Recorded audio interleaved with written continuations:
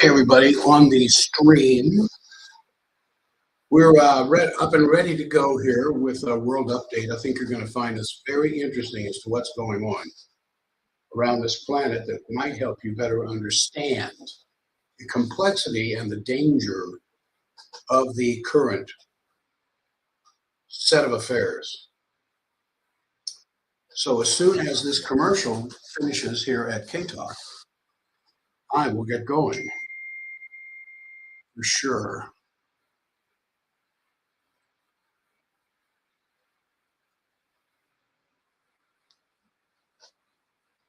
So I ask for your patience here. And I think you're going to find what I have to say about Yellowstone interesting as well.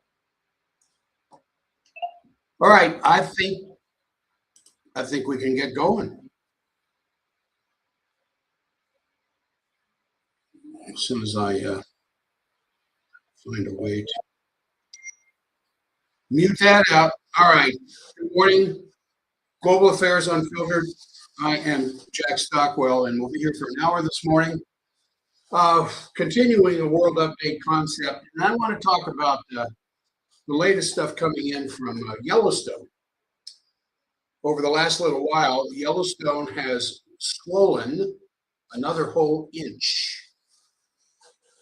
Several hundred earthquakes a day sitting underneath Yellowstone. I think you'll find that interesting. So anyway, as far as the world strategic situation is concerned, definitely there's two major dynamics that are going on. One is try to revitalize the naked imperialism that has ruled the planet for the last 500 to 600 years. And that is mixed with all kinds of inter-imperial rivalry as to which established monarchy is going to rule. And then the absolute most important conflict of the old Western collapsing immoral system and the effort of the global South just to try to create a whole new system. And so everything else is an offshoot of those two things. Now, it's very clear, at least the only way that I can see it, is this whole configuration is leading to a nuclear war over one conflict area or another, and it's to establish this new paradigm where equality and sovereignty of all nations is finished, as opposed to the effort by the global South, BRICS, and parts of the global majority to extend equality and sovereignty of all nations and end colonialism and end imperialism, despite how much America right now is trying to extend its imperialist hand. And so the complete lack of discussion in the West, the media, the printed media, the spoken media, what's coming out of Congress, is something that I think can be remedied only by some quick, hard slaps across the face of reality. Because this knowledge about world affairs was obviously completely absent at the Munich Security Conference that took place over the weekend that I talked about yesterday, because it's the largest security conference of all the world. It normally collects a vast majority of anybody who has anything to do with strategy, anything to do with security and related issues. And so if you look at even the frictions and the tensions which appeared coming out of these discussions this weekend, which is the most striking in that these people were able to sit there and make these speeches and have a complete absence of reality that is underpinning this whole system, namely the awareness of the Epstein implication for the establishment of that system. No evidence of it being present at all. I mean, it was completely absent. And then Keir Starmer, the British Prime Minister, makes a speech, just barely escaping from the scandals that are walking his government in London right now, where he had to kick out several people because of their involvement with Epstein. And he had the nerve to speak in Munich saying that they have to defend our lifestyle. Was he meaning the sacrificing of young girls as some kind of a hobby on the sidelines? I mean, this is completely unbelievable.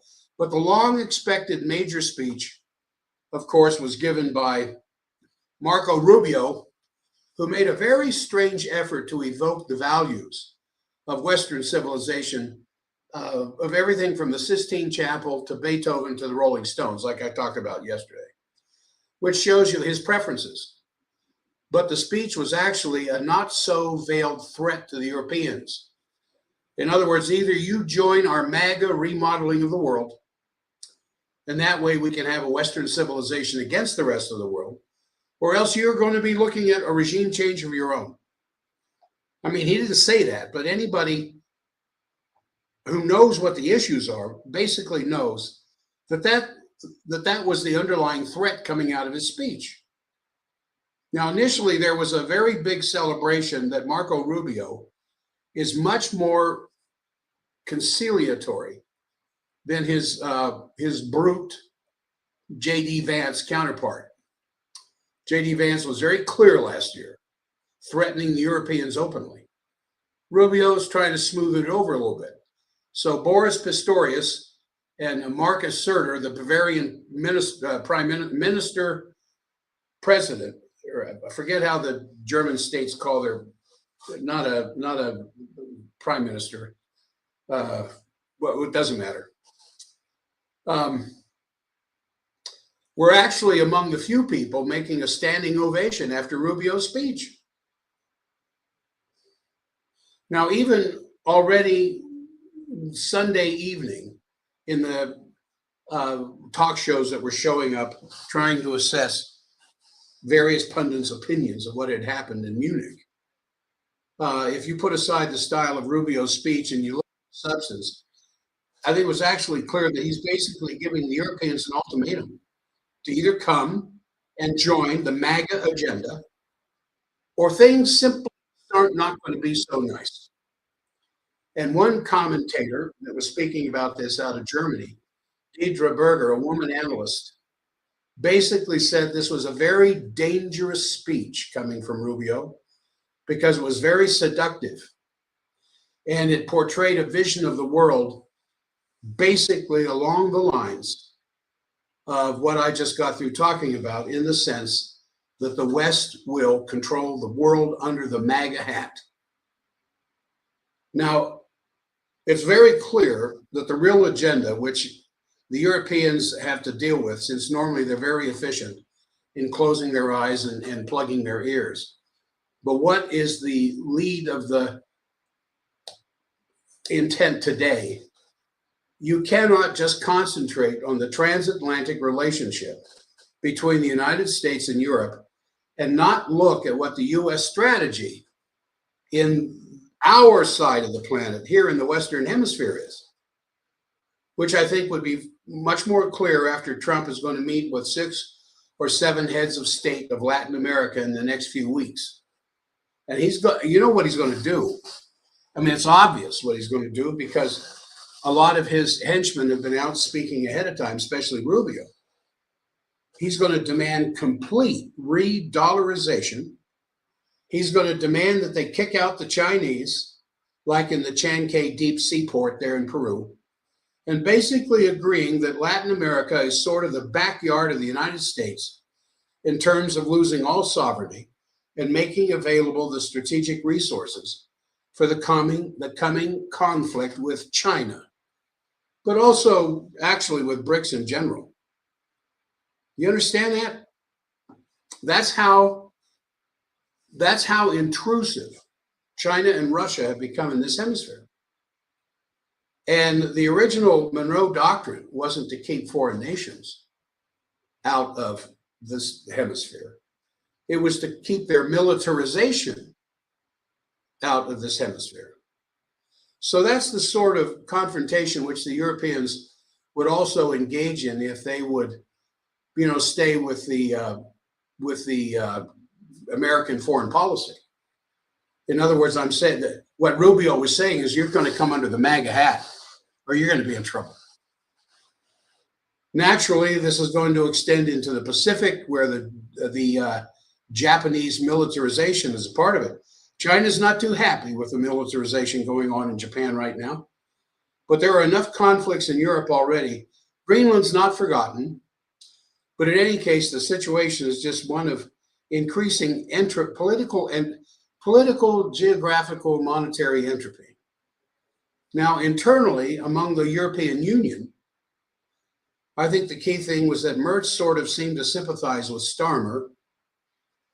And there was actually an incident which shows that the so-called motor of the European Union, namely the relationship between Germany and France, is absolutely blocked right now. There's this video clip where you can see that Macron tried several times to say hello to Merz, and Merz just ignored him. And so that's gone viral. And it just demonstrates that the European Union is absolutely not a union at all anymore, if it ever was. And then the other top subject that was that they have to become, the nations that make up the European Union have to become independent militarily. They all have to go to the biggest military buildup, which I've been reporting on. This is what Merz has been pushing for Germany to do for some time. Starmer said basically that Europe has to be ready to defend its population. And in respect to Russia, he said that they have to build up military strength because military strength is the currency of the time. Not GDP, not productive capabilities, not manufacturing and better paying jobs, but military. And I think that formulation, that military strength is the currency of the time, is exactly why this NATO European Union conglomerate has to be replaced quickly as possible, because that is the currency that is going to lead to nuclear war for sure. I don't think the Russians have been any more clear on this subject than they have right up to some of the latest comments coming out of the Valdai conference and also coming out of Lavrov, Karaganov, the names that we hear in the news all the time that are leaders underneath Putin. And there's some very powerful leaders underneath Putin. I was listening to one the other day who might be the one who will replace him. But that's another story. Merz, in his speech, this was the first time that a German chancellor made the entire opening of the conference, and he basically made a very clear distancing into the MAGA movement. And he demands that European leadership within NATO stay with NATO and reinforce NATO militarily, despite what MAGA wants. And then he called on the German population to be ready to sacrifice. Now, just listen to this. I don't mean listen to me. Listen to what they're saying in Europe. We have to be ready to sacrifice. We are cutting your social needs so we can build more tanks. And the militaristic movement towards greater strength of these nations, particularly Germany, France, and England, just make them bigger nuclear targets, as the Russians have said.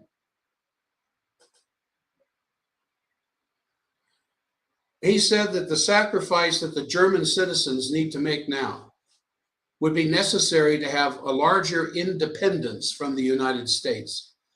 And he said that there's this very deep rift between Europe and the United States. And he says that's why we need a real strong network of global partnerships.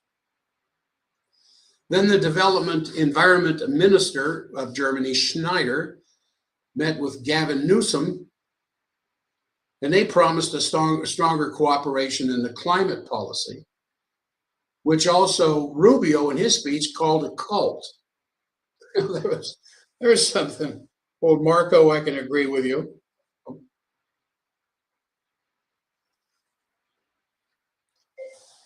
Yeah, they've gone to commercial, and I started walking. I was trying to pay attention to the commercial. For those of you listening on the stream, I hope you're enjoying this. I get a kick out of this stuff. When you watch these international leaders just scrambling for identity and scrambling for power, when they know that they have been the vassal lackey of the United States for so long, and then all of a sudden, the United States is putting the hammer to the head, in the sense of this is how it's going to be now. And while you have unwittingly or unknowingly been our puppet on a string, get used to it, because we're going to pull those strings even tighter. So I will get back into the gist of this as soon as this commercial finishes at K-Talk. And then we'll go on here. I'm simulcasting with K-Talk Radio and the stream at the same time. And now that the computer is back up and operating at K-Talk, I like it this way. I like the programming the way it is, because I get some breaks. So I don't know. It's continuing to play at K-Talk. Must be a long commercial.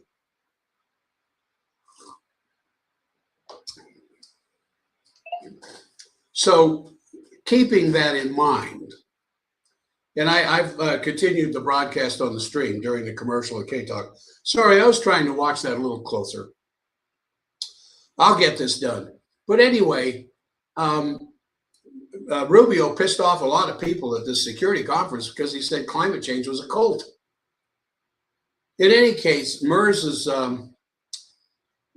conception is basically a three-front approach against Europe, against the United States, and against Russia and China, which is complete prescription for disaster.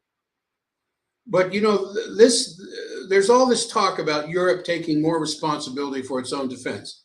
And it started with President Trump wanting to pull out of NATO, stop all of our NATO support. What was it? 80 cents out of every dollar for NATO comes from the United States.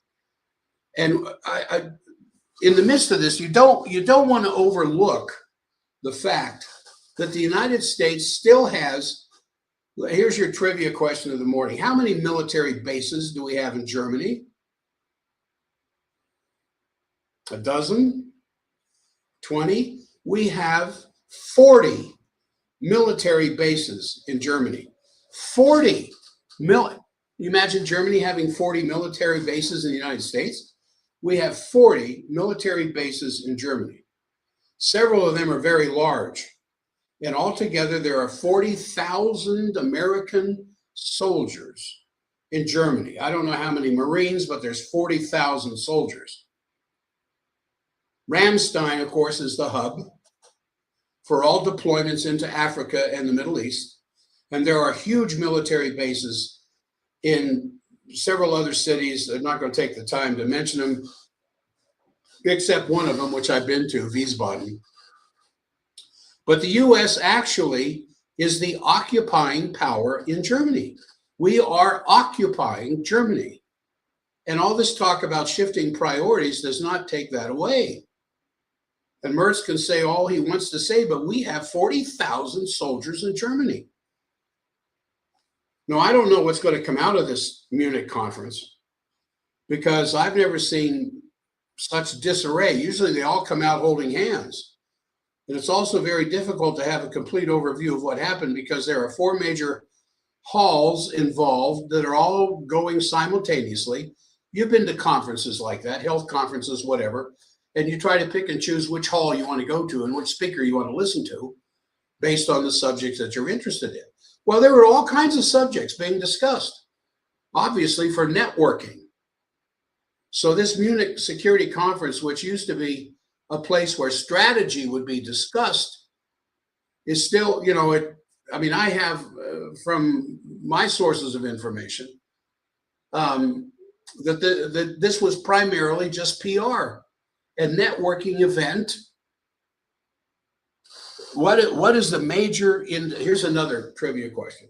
What is the major industry, worldwide industry, that would be so interested in what came out of the Munich Security Conference? Soybeans, oil, precious metals. Yeah, military industrial complex, you're right. So networking among the various nations that were invited, and everybody that has anything to do with security and strategy is invited to this. So there are hundreds of people present, networking with representatives, lobbyists, whatever else of the military industrial complex, because they sell to both sides.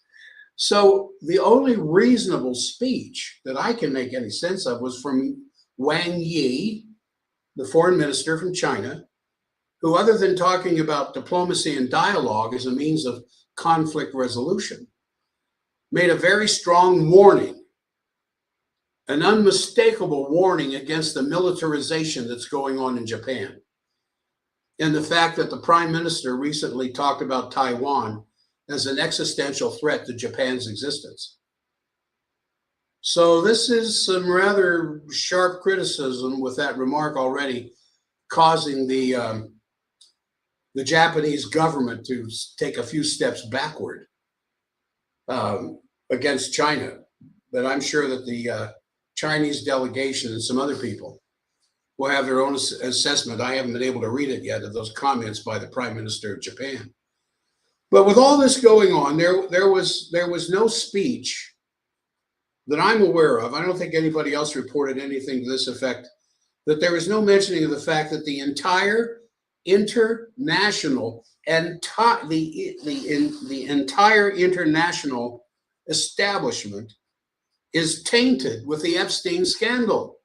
It was never mentioned.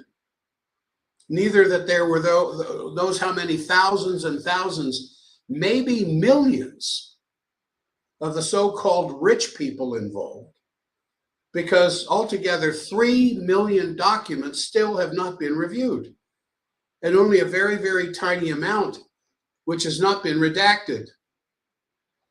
But that's not the full extent of the scandal, because even those people who may not have been in the Epstein network as such for several administrations, Obama, Biden, Trump 1, and Bush 2, there was no investigation of any of this material.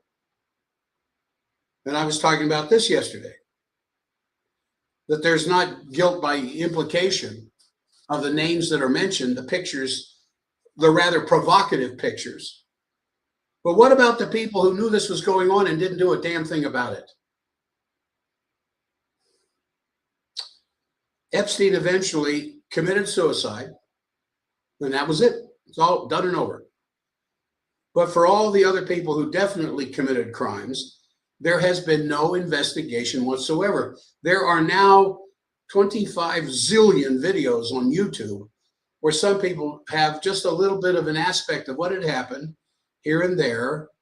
And I think a very useful characterization comes from an economic professor. And this is interesting. Adam Tooze, I think he's teaching at Columbia, who has some inside knowledge. And he described how these extremely rich people, and he said Epstein is just a little fish. How do we know that Epstein is just a little fish? Because he only had 800 million to his name. That's peanuts for these circles. And so this Adam Tooze from Columbia, an economics professor, he described how these people were basically buying young women, girls from poor backgrounds who had practically no means of defense, using them like toilet paper, then throwing them away while they were discussing IMF strategies, discussing in their little cigar and cognac circles how to make a coup in a country to overtake it and get your regime changed, and committing all kinds of military crimes in sub-Saharan Africa. at the same time buying all these little girls and then throwing them away when they were done.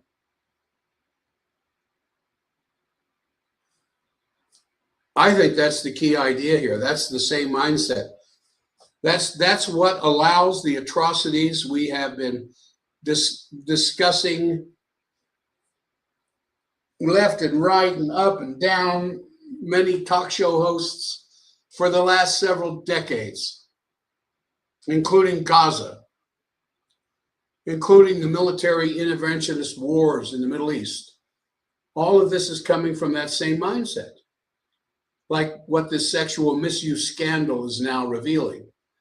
The people behind that are the same people who can be behind the genocide in Gaza and the horrible Shiite, Kurd, all the different kinds of Alawite, all the different kinds of battles going on in that area of the world that we're supporting.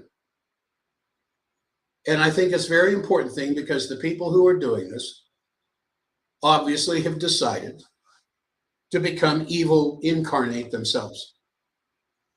Now, this economics professor Tooze assumes that because these people are so unbelievably rich, several of them having 3-digit billions of dollars, know full well they will never be prosecuted. No matter how many pictures might slip through the redactor showing the most disgusting images you can imagine. And we can imagine some rather disgusting things, though I wouldn't spend a whole lot of time on that if I were you. No, they'll never be prosecuted. Tooze says that at no point in the past, whenever a scandal like this arose, did these people ever end up in jail. He said Bill Gates is never going to end up in jail. Now we have to see, because it may be that the enormity of what is being revealed here will be such that it cannot be put under the rug. And because of policy implications, it should not be put under the rug. But in any case, from a historical point of view, no matter what the immediate action or non-action will be, it has completely put the coffin nail into the Western liberal system, because it has revealed the utmost immorality of what's going on behind colonialism and what's behind these interventionist wars and these imperial wars of all sorts. And I hope and pray that's not going away. And what is this? Well, it's a symptom of a dying empire. And whatever the agony will be, no matter how long it might stretch on, I think what is coming will not and cannot be reversed. Which makes the reason why BRICS is gathering so much attention around this planet for a new paradigm, especially a cultural renaissance to reinstall human dignity. The image of man as a creative being and somebody who's capable of reason and beauty. And the most important thing to add to that, because otherwise people just kind of sink in despair and disgust, feeling like there's not going to be any hope for humanity. And so there's all these aspects coming out on a daily basis. One thing that kind of falls into this category is the fact that it has now come out that Steve Bannon, a former advisor to Trump, was meeting with Epstein to openly discuss strategies on how to go against Pope Francis. Bannon is quoted saying that he hopes to take down the pontiff. These are files from the U.S. Justice Department, which were just released. And they refer to discussions between Epstein and Bannon in 2019, when Bannon expressed his criticism of Pope Francis, whom he saw as an opponent to his sovereignist vision.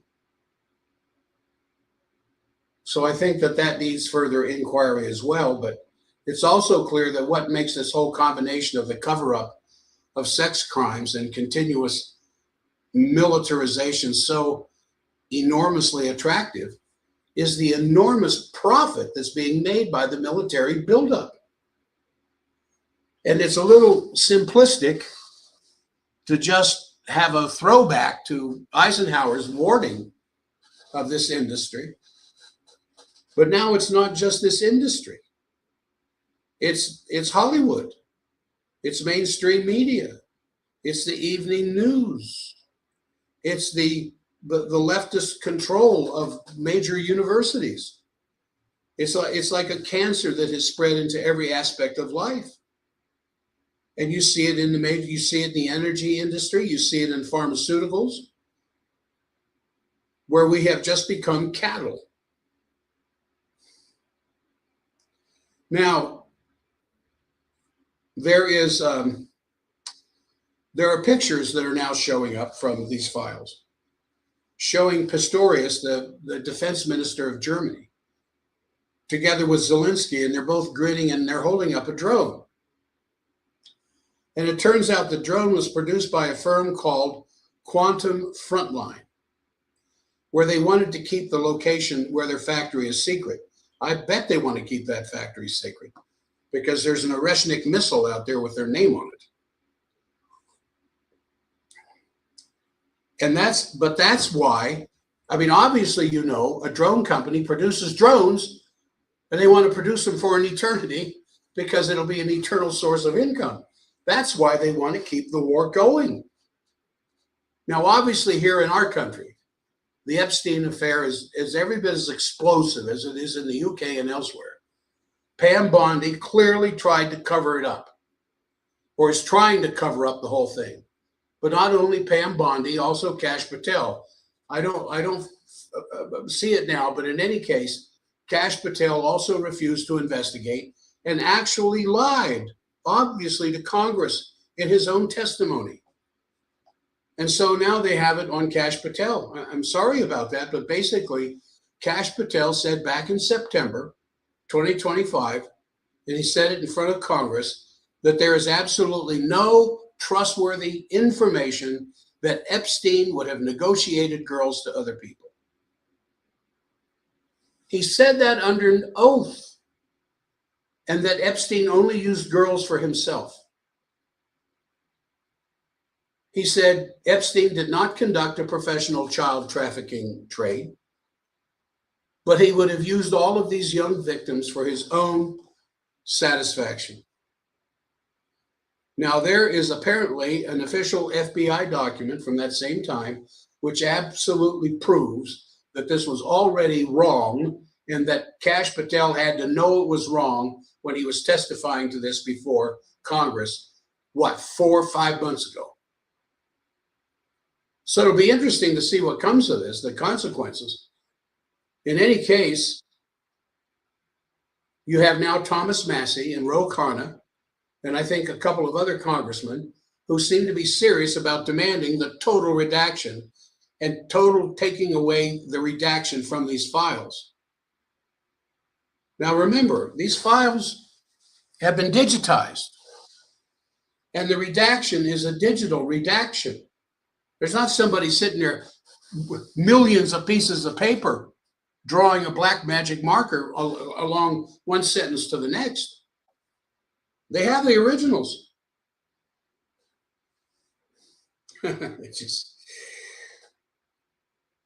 And so, I mean, there's so many implications of this and so many different directions this can go. Thank heavens for Congressman Massie and Ro Khanna. Now, of the implications that this is suggesting, in any second, K-Talk is going to go to a commercial break. I'll continue with those of you on the stream as soon as I see it light up here in front of me. One of these implications I've already been talking about in the context of this enormous militarization that is expected to come out of all of this is the fact that now Poland is now demanding its own nuclear weapons. So I will talk to you, those of you who are on the stream, while that commercial plays. I think I got out in time this time. Poland is demanding to develop its own nuclear weapons. Now, I don't know the last time you saw a map of Europe or Eastern Europe. You see where Poland is relative to the Ukraine, right there to the west. And the statements that have come out of Russia relative to what will happen to Germany if the United States delivers medium-range missiles, meaning the Tomahawk, because the Tomahawk can go 1,500 kilometers or longer. The Tomahawk could reach the German border, or leave the German border with Poland and reach Moscow. And the Russians have been extremely clear the likelihood of that happening. But now you have Poland even closer to Russia, demanding nuclear weapons. Now, this is President Naraki, who says because of the threat of Russia, Poland wants to build as quickly as possible its own nuclear weapons. And between Macron and Merz, there was some discussion about the European nuclear force, which I think is not yet quite decided. I mean, it's not decided yet what form it will take, or if it'll even take a form. I doubt very much that the French would give any other country access to their nuclear weapons. And you can forget about the British in this respect, because that just isn't going to happen. And again, the Russians have been very clear. I want to welcome back the K-Talk audience. I think I might have caught that commercial break correctly. Anyway, so much for Poland. Now on the present situation in terms of Latin America.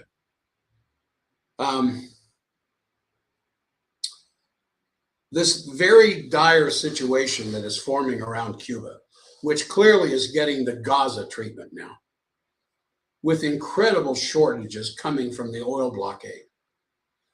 And it is reported that entire countries and heads of state in the Caribbean and Central America are all in the extreme fear that the same fate is awaiting them. This is why they're not saying anything, for fear that they might be thrown into the Cuba camp. And naturally, the mood is siding with Cuba, who everybody respects as having done enormously much for medical support in Africa, in Latin America, in Asia. You don't hear about this, do you, unless you look into it? What Cuba has done in the sense of medical aid and medical support for countries desperate for that medical aid. We will give them medical aid only if they give us their sovereign legitimacy. Cuba doesn't require that. Cuba does this on a humanitarian basis. So, I mean, everybody respects that, but they don't want to say anything, those in this hemisphere, for fear they'll get Cubaned by the American State Department, and they won't get their oil. So it seems that Russia is intending to continue to deliver oil to Cuba. Experts in Russia even discuss an escort for the oil tankers with military ships in their delivery to Cuba. It just gets better, doesn't it? It just gets more interesting. Rabkov said naturally that Russia is in solidarity with Cuba. And they said, we're going to help that country also in terms of material assistance. Now, what that will mean for Trump and Putin is kind of hard to imagine at the moment. It may also change from one morning to the evening, but in any case, it's a clear flashpoint. Russia is also warning. Peskov is criticizing Europe's political short-sightedness. Lavrov continues to do this, talking about how stupid the West is, because it says that France and Italy are pursuing diplomacy, but other European politicians are refusing to have dialogue with Russia. Macron is trying to open up discussion lines with Putin. Meloni is trying to do the same thing. It's time to sit down and talk. They have the Bureveshnik, they have the Orishnik, they have the Poseidon. We don't have anything like that. It's time to sit down and talk to these people. I mean, it's extremely short-sightedness referring to Merz, who doesn't want to talk. He just wants to militarize. Lavrov sort of sharpened the whole tone by saying that the Ukraine conflict could have been solved a long, long time ago. But it looks like the situation, in Lavrov's words, is becoming worse. And the evoked spirit of Anchorage from, what was that, August last year, could become a ghost. And then there's tons of, I would just say as a warning, there's tons of articles and statements about the upcoming collapse of the Russian economy, that Putin's war economy is about to collapse. That's from the Telegraph. And so yesterday maybe today in Geneva, the discussions occur. But Geneva's discussions right now aren't the Russian economy and whether these kinds of comments about the Russian economy are accurate or true. They're all talking about Agrachi and Iran. In any case, Lavrov made a speech where he said basically, Russian patience is simply running out. And he says, we will insist without any change of direction that the Nazi roots of the Ukraine are eliminated.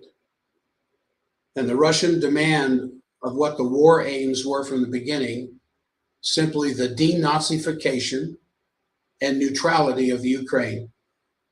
Lavrov says nothing has changed in that respect. And since they are winning daily on the battlefield, and if they're not that far, they're Petrovsk, the Dnieper, it's not going to be all that much longer before they move into Odessa and completely cut the Ukraine off from the Black Sea. Way up in the north, Kharkov, depending on what school you went to, will fall into their hands easy. And then they have a pincer attack on Kyiv until Kyiv does what Russia is demanding. Get rid of the Nazis and write in your constitution the absolute neutrality of the Ukraine. Well, that's the most important developments. I think they show a world in complete, absolute disarray. A lot of uncertainties there, but if you look at the long-term planning of the Western Hemisphere strategy involving the Indo-Pacific, involving the maintenance or even expansion of U.S. hegemony through Greenland and Canada, for Pete's sake. I mean, the Europeans being in one sense forced to review their own situation, but obviously they're not capable for several years to replace the influence that the United States has had in those countries. But it's all a charade, because I don't think the United States is going to leave any of those military bases. Now, if you weren't familiar with the fact that we have 40 military bases manned with up to 40,000 soldiers in Germany, how many military bases do you think we have in Sweden? Stockholm, Sweden, down there at the bottom, all the way up. Sweden's not necessarily, Sweden is much bigger than Norway. How many military bases do you think we have in Sweden? 5, 12, 20? We have 37 military bases in Sweden. Why? And who knows, I could take time, I don't have time to go country by country. But Europe is still an American-occupied continent, even though they don't want to talk about it. And so what do they get in return for us having military bases there? Why do we have military bases there? So we can buy military hardware. So we can keep the military industrial complex at work. And that's why they give us missiles and other kinds of artillery and everything else that has a lifespan. They have to be replaced, just like the tires on your car. You make a missile, it doesn't last in perpetuity. It has a lifespan, and it has to be replaced. So how much of, the stranglehold the United States has on the rest of this planet, that's just two countries. That's 77 military bases between two countries, Sweden and Germany. So Europe is Scandinavia, Europe, Eastern Europe is an American occupied country. That's pretty much the same thing with our hemisphere. But in any case, I think the corrosive character of the Epstein affair is the strategic factor of prime importance right now. How that's going to play out in respect to the Middle East, as I said, the Iran discussions, the Iran discussions are taking place in Geneva with Grachi and Kushner and Witkoff. And remember, Kushner and Witkoff are just little people. You hear their names all the time because the other names that are very important in all of this, they don't want to mention them. Witkoff and Kushner, billionaires that they are just the front PR men. And the discussions on Ukraine are continuing, so it remains to be seen what's going to happen there. But in any case, the insistence of a new security and development architecture has to be established as part of a new paradigm, which is all Putin's been asking for. It's all that Lavrov is asking for. Putin has just come right out and said, we can have a strategic security for all of Europe, all of Eurasia, where we drop the animosities and we work together to provide security for the weakest among us, little Moldova, for Pete's sake. Because if you leave out one or more countries, it's just a stepping stone to the next conflict, as the history between World War I and World War II are clearly demonstrating. There has to be an end to colonialism. And the idea that some countries have a dominant position while others are the slaves. And the real war is the war of culture and the image of man. Is man a beast? As these people try to portray themselves to demonstrate their concept of being as bestial as possible, as the Epstein affair is revealing. I mean, if they were honest, they would go around saying, yeah, we believe man is a beast. Just look at my behavior.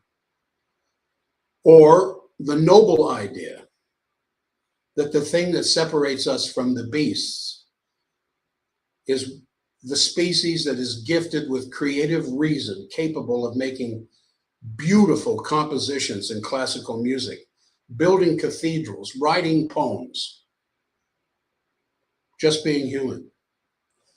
And that's the real battle in all of this. We have to be an absolute super mobilization and willpower to ward off what might be coming. Now, I told you I also wanted to talk about Yellowstone.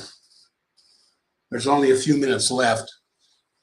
There's this 19-mile bulge. I'm not talking about our stomachs, guys. There's this 19-mile bulge. There's a bulge the size of 279 football fields, has risen by a whole inch just since last July. With no signs of slowing down, the bump that's roughly 19 miles across may cause some to worry, like it's getting ready for an apocalyptic reawakening. But there are others who say that's, it's scare talk. Now, this is from the United States USGS.